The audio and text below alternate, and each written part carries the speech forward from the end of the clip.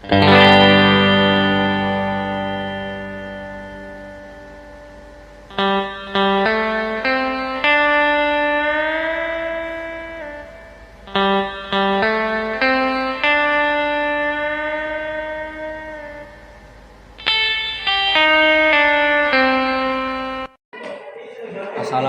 warahmatullahi wabarakatuh. Kami dari kelompok 6 akan menampilkan yel-yel dari kelompok kami.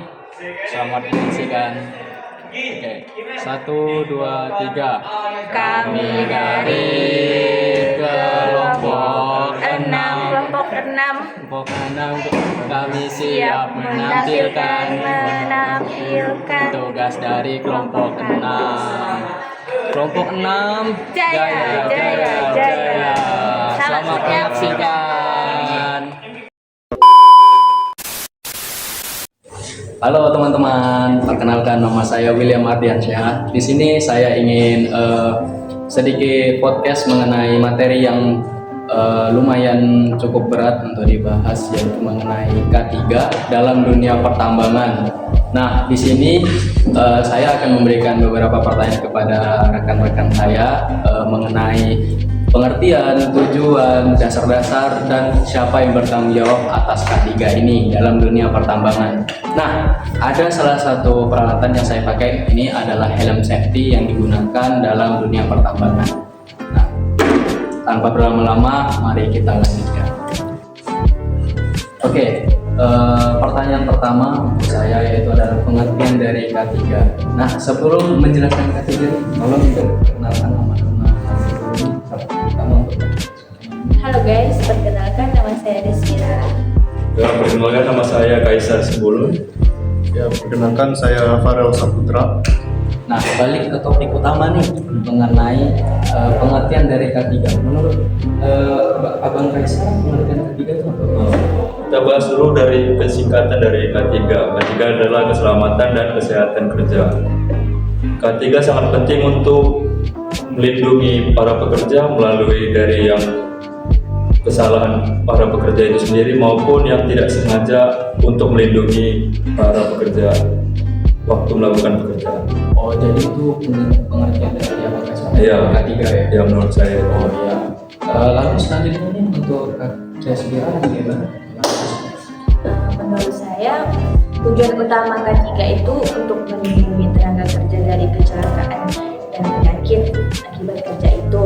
Terus menjamin keselamatan orang lain di lingkungan kerja, menjaga peralatan dan hasil produksi agar tetap aman serta meningkatkan produktivitas kerja. Oh, itu dari kakak ya? Menurut saya. Oke. Kalau menurut Abang Farel gimana tuh? Jadi K3 ini bukan hanya di industri besar ya, tapi juga bisa di sekolah, laboratorium. Ya. Jadi itu yang Bang Farel pahami dari K3 itu ya, Pak. Ternyata K3 itu bukan hanya untuk industri besar kayak pertambangan, tapi di sekolahan, kantor, dan industri lain bisa juga ya. Nah, itu teman-teman adalah materi utama mengenai pengertian yang sudah dijelaskan oleh teman-teman kita semua ini atau Bang dan kakak kita ini. Nah, selanjutnya yaitu adalah tujuan dari K3. Nah, topik selanjutnya yaitu adalah mengenai tujuan dari K3 nih. Nah, pertanyaan saya ke Kak Desira. Menurut Kak Desira itu tujuan dari K3 itu apa aja tujuannya katanya? K3 juga bertujuan untuk menciptakan lingkungan kerja yang efektif dan efisien. Oh, itu saja ya. Oh. Serta aman juga. Oke. Kalau Bang Kaisar gimana?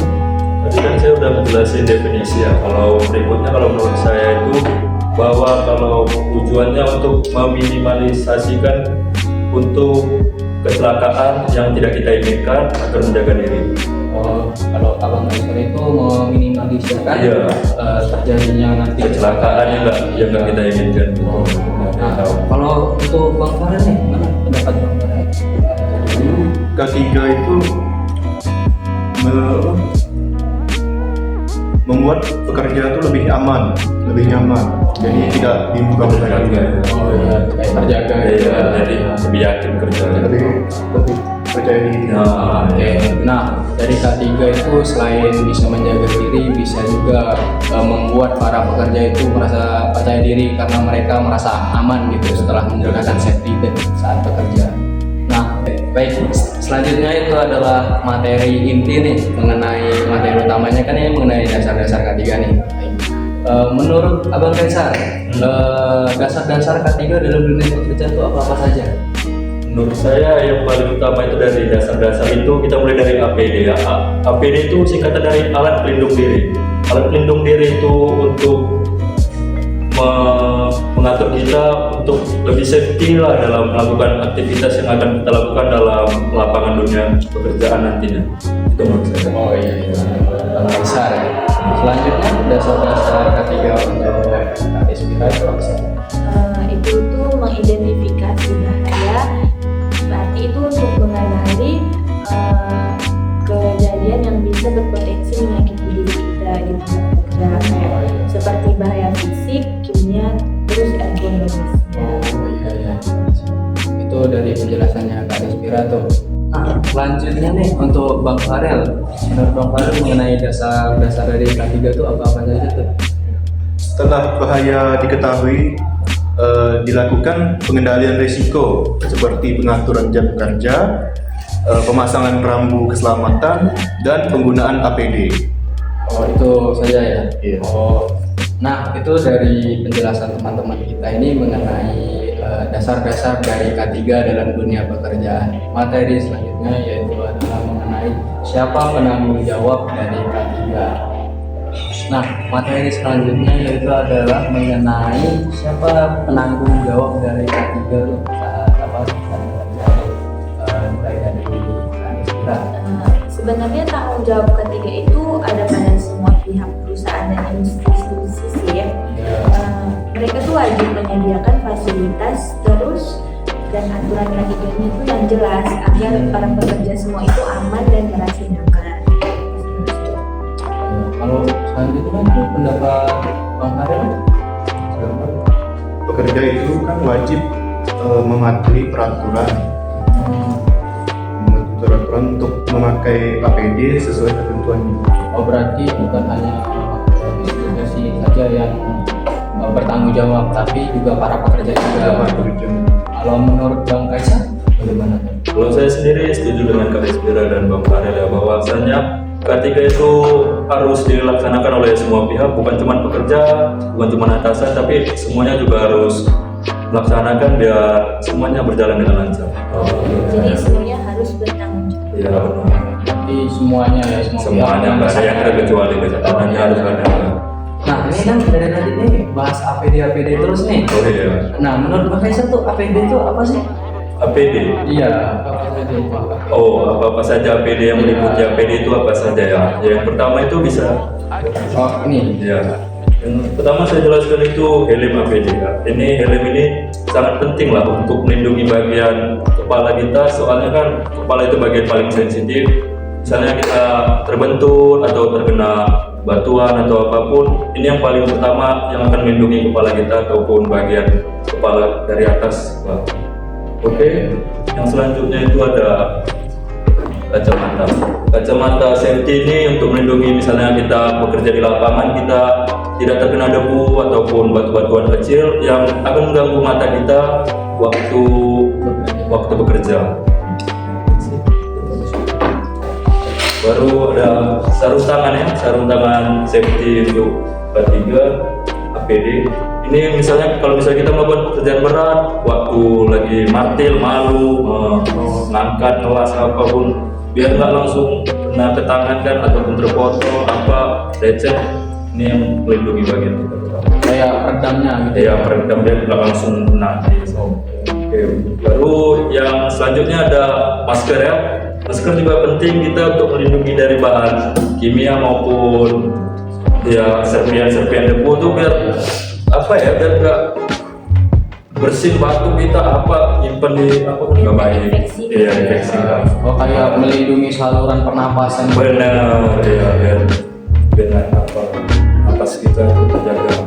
Lalu selanjutnya itu ada yang dipakai Kak Aspira nih. Nah, dia dari tadi pakai ini handphone safety. Ini misalnya kita kan waktu di lapangan pekerjaan tuh kan banyak ratalan yang Iya. suaranya besar ya, waktu Bising. waktu apa tuh pengeboran, pengeboman, biar gangguan telinga itu nggak terkena ke kita lah. Terus ada sepatu safety ya berikutnya. Sepatu safety itu untuk melindungi kaki kita, tapi sayangnya kita tidak menyediakannya, jadi mungkin di lain hari kita akan tampilkan. Jadi tujuan sepatu safety itu untuk melindungi bagian kaki kita yang bawah, soalnya yang atas tadi sudah dijelaskan dari atas sampai yang ke bawah, tinggal yang sepatu untuk melindungi misalnya apa ya terselip gitu kan, buat nanjak apa kena batu itu keras, jadi kalau ketimpa batu, nah itu duluan yang halangi. Iya. Bagian APD. Oke, itu berarti dari penjelasannya. Iya. Nah, tadi itu kan udah dijelasin nih semua bagian dari alat perlindungan nih Ya, seperti ini. perlindungan. Nah, kalau rompi itu buat apa tuh Bang Reza? Rompi yang saya pakai ini yang biasa perusahaan berikan ya. Menurut saya sendiri itu kayak misalnya kita kan ini punya garis cross yang hilang menyala gini. Misalnya pun kita misalnya tersesat ataupun saat gelap, tuh kita bisa nampak. Kita waktu dalam bekerja itu lebih jelas. Teman-teman kita tahu di mana posisinya berada. Itu mungkin salah satu manfaat rompi kita ini. Oke, itu ibaratnya kayak misalnya kita kerja di daerah gelap-gelap gitu, Ya, misalnya vision kita lah, pencahayaan kita, lampu iya. selain dari. Oke, itu hasil dari penjelasannya Bang Kaisar mengenai APD-APD yang digunakan dalam dunia pertambangan. Nah, selanjutnya itu adalah kesimpulannya ya, kesimpulan dari semua podcast ini menurut kalian. Oke. Nah, materi selanjutnya nih setelah kita berbincang-bincang mengenai podcast pada hari ini mengenai kesimpulan dari pembahasan ketiga nih, menurut Kak Desvira tuh apa? Nah, jadi menurut saya kesimpulannya itu singkat ya, kayak dasar-dasar ketiga itu harus dipelajari sedari awal agar kecelakaan kerja itu dapat dicegah. Oh, itu kesimpulan dari Kak Desvira ya. Harus dipelajari benar-benar. Nah, kalau selanjutnya Bang Farel gimana tuh Bang Farel? Jadi kalau dari saya, keselamatan kerja itu bukan pilihan, tapi kewajiban bersama. Iya. Jadi tidak ada yang terluka gitu. Oh, jadi kesimpulannya nih mengenai keselamatan bekerja itu sudah jadi pilihannya ya. Jadi kita biar aman saat bekerja. Nah, selanjutnya kalau menurut Bang Kaisar, Kalau dari saya sendiri ya, kalau dari diri saya sendiri sih kayak yang awal-awal saya jelasin tentang keselamatan, ya memang untuk kita semua itu paling penting K3 itu untuk melindungi kita kan, kita nggak mau ada orang terdekat kehilangan kita, misalnya apapun kita kecelakaan ataupun hal-hal yang tidak kita inginkan itu terjadi, ya untuk melindungi diri kita sendiri jadi paling utama untuk K3. ya intinya keselamatan adalah hal yang utama. Iya, bisa dibeli. Oke, sekian mengenai kesimpulan mereka ya. Nah, teman-teman, setelah itu kami tutup dulu videonya. Sampai di sini penjelasan kami. Mohon maaf jika ada salah kata atau menyinggung para audiens. Wabillahi taufiq wal hidayah. Wassalamualaikum warahmatullahi wabarakatuh. Dadah.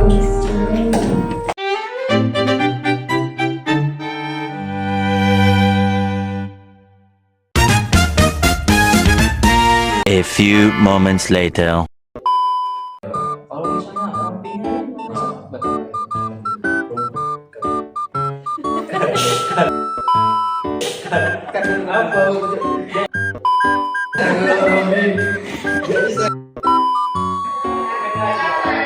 Selanjutnya